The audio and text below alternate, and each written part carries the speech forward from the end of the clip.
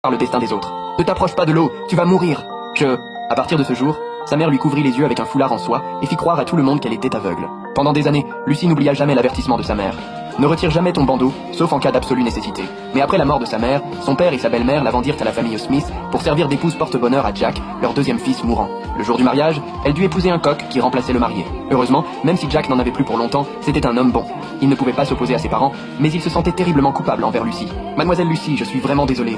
Ce mariage destiné à me sauver n'était pas mon choix. Cette nuit-là, Jack donna à Lucy une bourse d'argent et un laissez-passer. Il avait aussi prévu quelqu'un à la porte arrière pour l'aider à fuir dans l'obscurité. Mais Lucy savait que partir ne rendrait pas sa vie meilleure. En restant chez les Smith, au moins, elle ne mourrait pas de faim. Mais la seconde suivante, Jack se mit à cracher du sang. Lucy se précipita pour l'aider et son bandeau fut arraché par accident. Prise de panique, Lucy remit vite le foulard sur ses yeux. Jack comprit alors qu'elle n'était pas aveugle.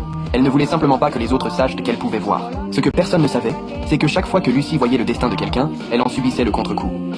Elle s'était jurée de ne plus jamais ouvrir les yeux, mais Jack était la première personne, après sa mère, à se soucier d'elle. Mademoiselle Lucy, je vous ai fait peur. Je tousse toute la nuit. Si vous n'arrivez pas à dormir, vous pouvez aller dans la chambre d'à côté. Ils ne le sauront pas. À part ma mère, c'est la deuxième personne qui se soucie vraiment de ce que je ressens. Lucy prit alors sa décision et retira son bandeau. Aujourd'hui, c'est le jour où l'on chasse la maladie.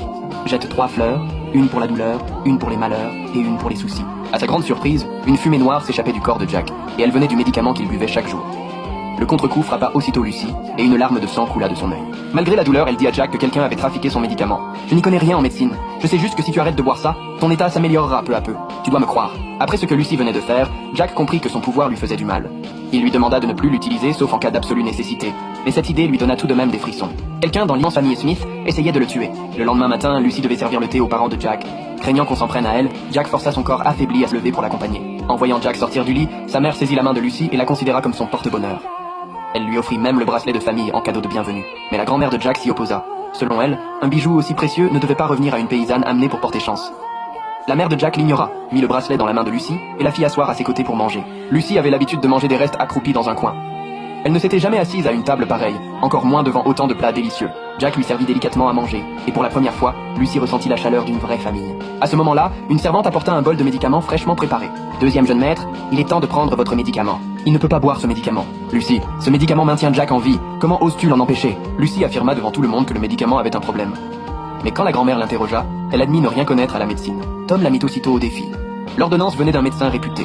Si l'état de Jack empirait à cause de ses paroles, qui en assumerait la responsabilité? Voyant Lucy acculée, Jack intervint. Il expliqua qu'il avait senti quelque chose d'étrange et n'avait pas pris son médicament la veille. Au lieu d'aller plus mal, il se sentait beaucoup mieux aujourd'hui. Ses parents furent stupéfaits. Ils n'auraient jamais imaginé que le problème puisse venir du médicament lui-même. Qui a apporté le médicament hier soir? C'était moi. Je n'ai fait que suivre l'ordonnance. Je n'aurais jamais osé y toucher. Fermez la pharmacie et enquêtez sur tout le monde. Vérifiez les médicaments d'hier soir et d'aujourd'hui.